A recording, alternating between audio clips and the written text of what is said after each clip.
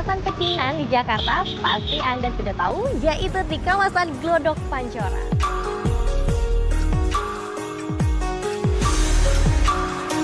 Ini adalah salah satu makanan tradisional untuk malam tahun baru Imlek.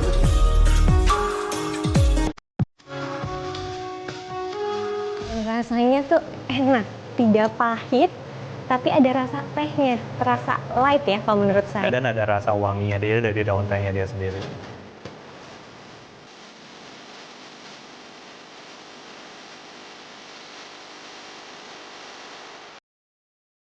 Lawang Surya Kencana.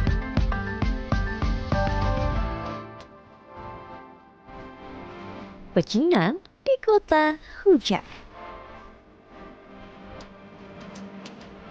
Hewan mitologi etnis Tionghoa.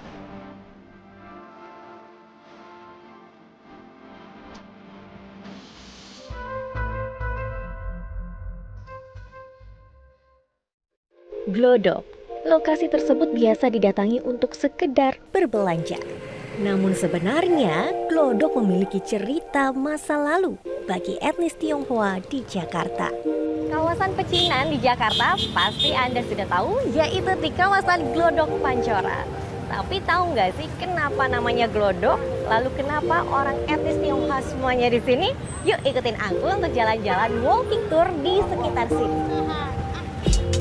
Untuk mengetahuinya, saya akan walking tour di Chinatown atau kawasan Glodok bersama Jakarta Good Guide.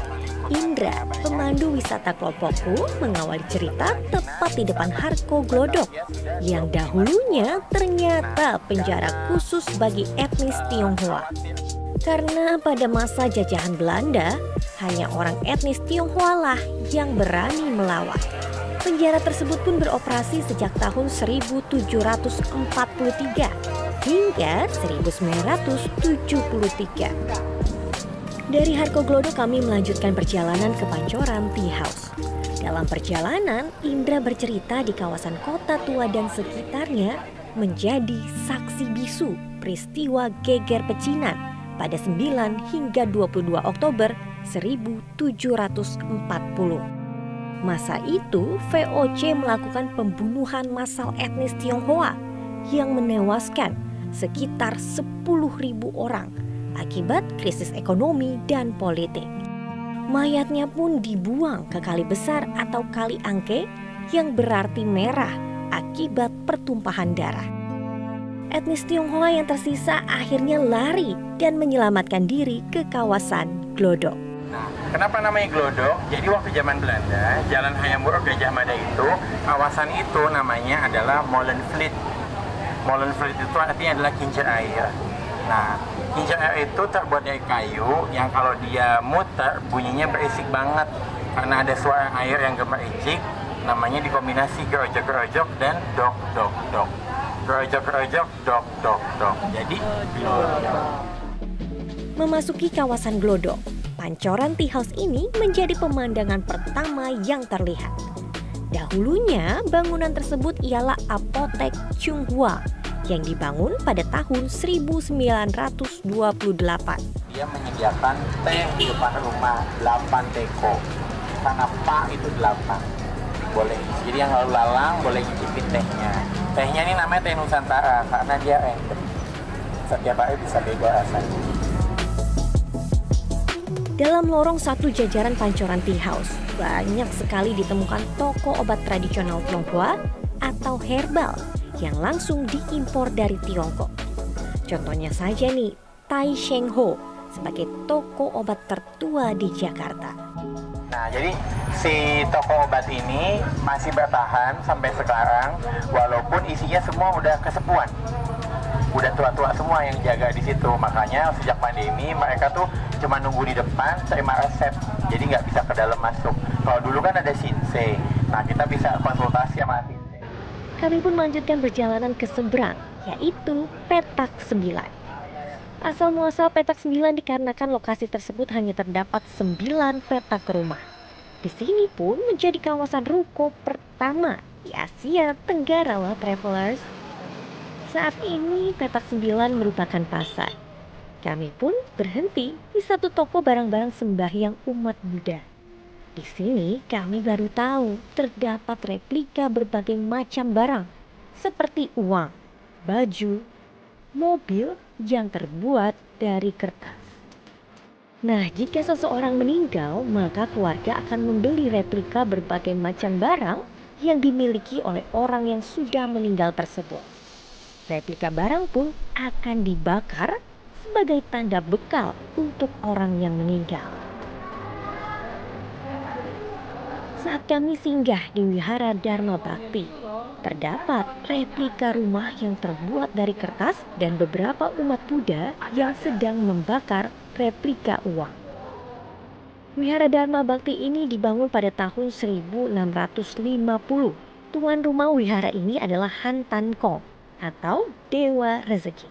Sejarah pecinan menjadi catatan penting untuk masa kini. Menarik kan travelers menelusuri pecinan Jakarta dengan cara walking tour.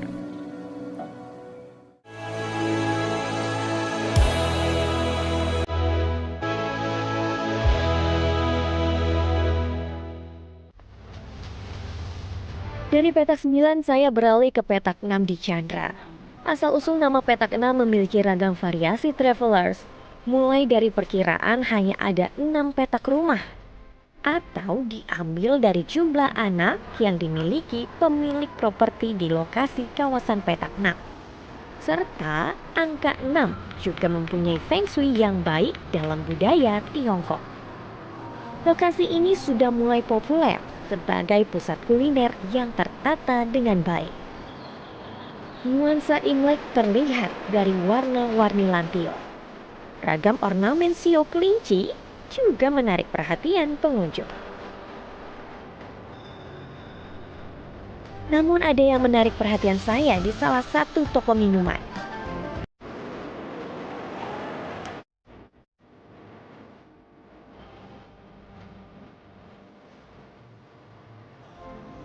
Halo, silakan. Halo, Bisa dibantu? unik sekali. Ini teko dari Tanah Liat. Ya, semua teko yang sini semua khusus dari Tanah Liat. Oke, ini apakah khusus untuk nyeduh teh ala China Kung Fu Chai. Iya. Oh, oke. Menarik ya. Di sini ada proses pembuatannya nggak, Kak? Ada. Ada. Bisa kalau saya lihat? Bisa, kita bisa, nanti saya arahin ke sana, sekalian bisa pilih tehnya juga. Oh, oke, boleh. Sip, menarik, Kak. Ya. Saya pun langsung diajak oleh Joe untuk melihat bagaimana proses pembuatan teh tradisional ala Tiongkok atau Kung Fu Cha. Steril, jadi kita sebelum Proses pertama yang dilakukan yaitu sterilisasi teko, serving pot, dan gelas dengan menggunakan air panas. semua sama. Teh yang akan diseduh adalah jenis Chinese Red Tea atau Tie Kuan Yin. Takarannya sepertiga teko atau menutupi dasar teko. Teh diseduh dengan air panas dengan suhu sekitar 90 derajat Celcius. Seduhan pertama tidaklah untuk dikonsumsi, melainkan untuk membersihkan dan membuka kelopak daun teh. Setelah itu, teh barulah diseduh sekitar 20 detik. Lalu dituang ke serving pot. Kenapa dari teko harus ke serving pot? Serving pot ini dia gunanya untuk menyamakan semua rasa. Jadi kalau misalnya ini ada 2 gelas, nanti gelas pertama kalau kita tuang dari teko pasti akan light. Nanti rasa kedua dia pasti akan lebih strong. Kalau misalnya ada gelas ketiga, keempat, nanti rasa keempat pasti yang paling pahit. Karena dari paling bawah ibaratnya. Ya, dari paling bawah. Jadi ini adalah filosofinya agar semua gelas namanya gelas keadilan. Biar semua dari gelas pertama sampai gelas akhir semua dapat rasa yang sama.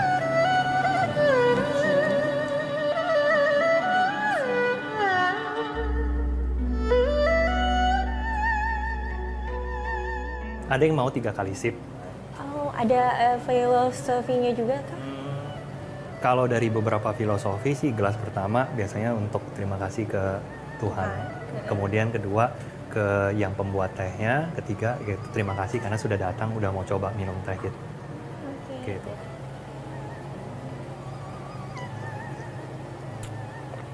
Nah, sudah 3 kali seruput ibaratnya dan rasanya tuh enak, tidak pahit, tapi ada rasa tehnya, terasa light ya kalau menurut saya. Dan ada rasa wanginya dia dari daun tehnya dia sendiri. Ada wanginya juga dari tehnya, jadi perfect dan bikin hangat ya, baik dari gelasnya ataupun ketika kita minum. Jadi nikmat semuanya. Terima kasih Kak Jo buat informasinya. Dari lokasi yang terbaru, saya kembali lagi ke sebuah tempat makan yang legendaris.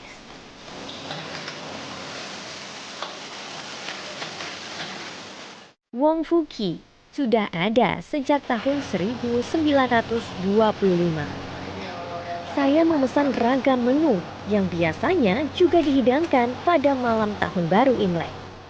Contohnya saja teripang atau hoisok dan mie. Sedangkan pelengkapnya ayam rebus dan udang goreng mentega. Saya penasaran dengan teripang yang saya lihat sebelumnya di petak 9.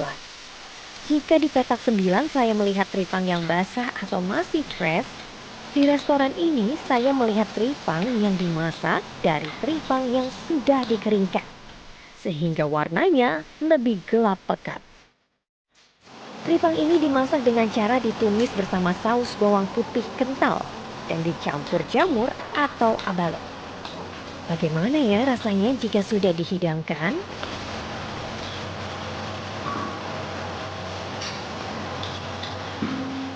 Hidangan teripang saat Imlek merupakan lambang harapan untuk kehidupan yang lebih baik.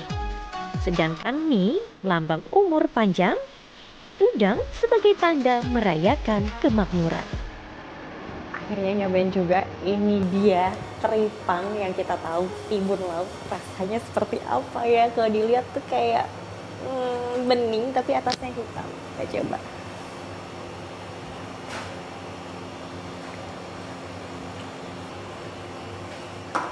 Iya, rasanya tuh kayak seperti kikil, teksturnya padat, jadi ketika digigit kenyas di mulut, rasanya nggak ada. Jadi rasanya itu kita dapatkan dari kuah masakan ini atau sausnya. Di sini terasa dari kuahnya itu ada rasa jahenya, jadi rasa-rasa Chinese food yang nikmat dan mantap pokoknya. Kita pakai nasi. Teripang terkenal memiliki protein tinggi dan kadar lemak yang rendah. Teripang juga mampu menstabilkan kadar gula darah sehingga dapat dimanfaatkan oleh penderita diabetes. Mengkonsumsi timun laut ini juga berfungsi menjaga kesehatan jantung, menurunkan tekanan darah, dan meningkatkan kepadatan tulang.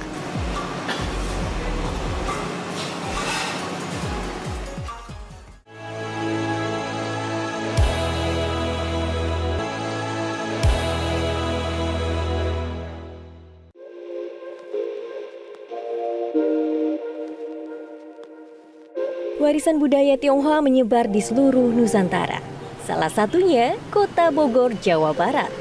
Catatan sejarah Bogor terdapat sebuah bangunan yang didirikan etnis Tionghoa pada abad ke-18 atau lebih dari 300 tahun yang lalu, yaitu Wihara Danagun atau Hotekpyo. Bangunan yang lebih tua dari Istana Bogor dan Kebun Raya Bogor ini berdekatan dengan lokasi perdagangan serta urat nadi ekonomi masyarakat Bogor. Maka dari itu, terlihat fenomena jika Wihara Danagun memberikan rezeki dengan hadirnya berbagai jenis perdagangan. Mulai dari pasar tradisional, pertokoan, hingga pedagang kaki lima. Lawang Surya Kencana ini menjadi titik pertama perayaan Cap Gomeh yang akan meriah di Bogor. Tak jauh dari Jakarta, bukan? Tapi saya akan cari tahu dulu nih, kira-kira apa yang bisa dikulik terkait dengan pecinan di Bogor ini. Selama perayaan Imlek hingga Cap Gomeh, ternyata banyak yang menjual mainan dalam rupa barongsai loh, travelers. Menurut Feng Shui, barongsai ini memiliki makna membawa keberkahan, menghilangkan energi negatif, serta mengusir roh halus yang tidak baik. Terus menyusuri Jalan Surya Kencana, saya juga melihat bangunan khas etnis Tionghoa ini, travelers. Terlihat dari atap bangunan serta lampion. Tak jauh di Jalan Sukasari 2, saya menemukan GASI atau Grup Atraksi Seni Indonesia. Saat tiba, pas sekali GASI sedang latihan. Namun di awal, GASI sedang berlatih Liyong. Dalam satu atraksi, Liong harus memiliki 5 gerakan dasar. Pertama, Pace atau gerakan angka 8. Lalu, Yulong, gerakan naga berkelana. Selanjutnya, Chuanten, yaitu gerakan melompat dan menerobos. Ada juga Van Get, gerakan membalikan dan menggelindingkan badan. Terakhir yaitu Zuta Zosing, membuat formasi atau pose. Usai Liong, saya pun melihat anggota Gasi sedang berlatih barongsai. Barongsai ini menunjukkan gerakan putaran 3 kali atau gerakan penghormatan saat memulai atraksi. Selain gerakan penghormatan, sebenarnya ada berapa banyak gerakan sih Pak yang bisa dimainkan oleh barongsai? Banyak sekali ya. Di satu pertandingan aja sifat dari barongsai misalnya. Dia mesti bisa menunjukkan marah, sedih, gembira, ngantuk, mabuk, macam-macam. Setiap gerakan Liong ataupun barongsai memiliki tingkat kesulitan yang berbeda-beda loh travelers. Kekuatan fisik harus dimiliki setiap pemain agar atraksi memiliki keunikan yang berbeda dari grup lainnya. Dalam legenda Tionghoa ada 4 hewan mitologi yang dipercaya, yaitu naga, kilin, kura-kura, dan burung phoenix. Nah, di Bogor inilah travelers menjadi lokasi lahirnya kilin sebagai kendaraan para dewa. Kilin diciptakan oleh Subur Raharja, Suhu Persatuan Gerak Badan PGB Bangau Putih. Berdasarkan mimpi, kilin dibuat pada awal tahun 1950 dan pertama kali dimainkan pada 1954. Kilin merupakan perwujudan 18 hewan yang ada di bumi, dari laut, darat, dan udara. Mulai dari tanduknya seperti rusa, taring macan, mata kepiting, mulut katak, jenggot singa, punggung kelabang, sisik ikan, dan ular. Terdapat 2 kilin di PGB Bangau Putih. Kilin hijau adalah penjaga langit. Kilin merah sebagai penjaga bumi. Walaupun mirip, kilin ini bukanlah barongsai ya travelers. Kilin memiliki kasta tertinggi atau setara dengan Liong. Kilin biasa ditampilkan dalam acara ritual keagamaan dan kebudayaan. Salah satu ritualnya yaitu pada hari ke-8 setelah Imlek. Ritual ini biasa disebut memandikan kilin atau kilin cekau yang berarti menerima berkat. Sebelum dimandikan, kilin disembayangkan dengan 3 jeruk, 3 pir, 3 apel, 3 bunga sedap, dan lain-lainnya. Ritual diawali dengan doa-doa di PGB Bangau Putih yang dimulai oleh Suhu Gunawan Raharja yang dilanjutkan pengurus serta pemain. Sebelum kilin digunakan, para pemain kilin ini harus melakukan puasa dari makanan yang mengandung daging sebagai tanda pembersih tubuh. Usai sembayang, kilin kemudian akan berjalan kaki dari PGB Bangau Putih menuju rumah mendiang Suhu Subur Raharja, tepat di samping Sungai Ciliwung.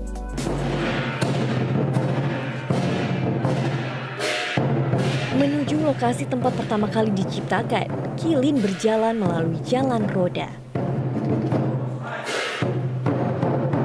Lalu melintasi jembatan menuju jalan Pulau Gelis. Sesampainya ritual pemandian kilin pun dilakukan. Ritual harus dipimpin oleh Gunawan Raharja, Suhu PGB Bangau Putih yang merupakan putra dari Suhu Subur Raharja. Suhu membakar replika uang untuk dewa-dewa, membacakan doa, dan 2 kali memercikan kepala serta buntut kilin dengan air sungai Ciliwung.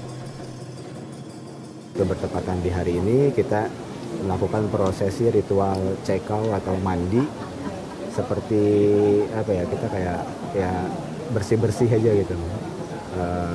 Mau mengikuti rangkaian acara ritual yang berikutnya sampai ke Cap Gomeh, jadi kita kilin ini sekaligus napak tilas juga. dari pertama kali Kilin didirikan sama almarhum Suhu Subura Harja di rumah ini, mendapatkan restunya juga di sini, dimandikan pertama kali juga di tahun 54 53 juga itu di sini gitu. Jadi kita kembali kepada tradisi lagi, sekaligus ya mandi untuk membersihkan diri, sekaligus menerima berkat gitu.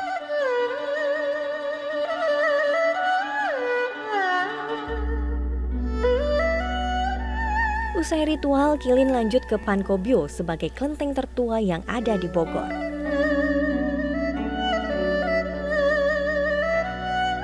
Di sini, bagian belakang kepala Kilin ditempelkan Hu sebagai izin atau surat tanda kesiapan tugas dalam rangkaian acara Cap Gomeh. Hu itu adalah tulisan dari nama Dewa Panko, kemudian arti daripada Hu itu adalah untuk keselamatan. Jadi kalau misalnya ditempel kepada para peserta Liong dan Barong yang untuk kirap nanti di Cap Gomeh, semoga mereka dapat mengikuti bisa dengan selamat. Di sini Kilin Hijau memberikan tugas kepada Kilin Merah untuk menghantar Dewa Panko ke Wihara Danagun dalam rangkaian acara Cap Gomeh.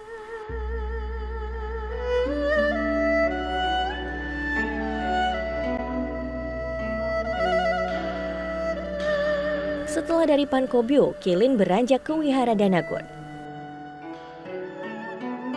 Di sini terlihat kasta tinggi yang dimiliki oleh Kilin. Seluruh barongsai dan liong yang melakukan pai-pai atau tanda penghormatan kepada Kilin. Setelahnya Kilin masuk ke dalam wihara melakukan penghormatan kepada setiap dewa. Kilin pun ditempelkan Hu di bagian depan kepala. Setelah selesai rangkaian, Kilin menunjukkan aksinya yang jelas berbeda dengan barongsai dan liong. Permainan Kilin ini lebih sakral dan kalem. Gerakan Kilin memperlihatkan emosi dasar manusia. Kepala Kilin tidak boleh menyentuh tanah. Jika hal itu terjadi, Kilin tidak boleh bermain lagi, segera ditutup matanya dan dibawa pulang lalu dibakar.